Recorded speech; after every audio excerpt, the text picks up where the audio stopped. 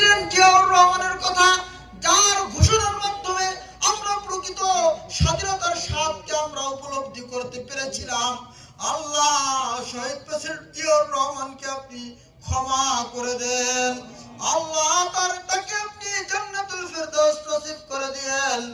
আল্লাহ আমাদের প্রাণ প্রিয় নেতা বিএনপির ভারপ্রাপ্ত চেয়ারম্যান জনাব তারেক রহমান আল্লাহ দেশে আসার প্রতীক্ষায় আল্লাহ আমরা সবাই দোয়া করি আল্লাহ সুস্থতার সাথে তিনি যেন দেশে এসে আগামী নির্বাচনে অংশগ্রহণ করতে পারে সেই তৌফিক দিয়া দেন। আল্লাহ আমাদের প্রাণ প্রিয় নেতা জনাব আজিজুল বারী হেলাল সাহেব আমাদের মাঝে উপস্থিত। আল্লাহ আপনি তার শরীর স্বাস্থ্যকে আপনি সুস্থ করে দেন। আল্লাহ তার দিলের নেক মকসুদকে আপনি পুরা করে দেন।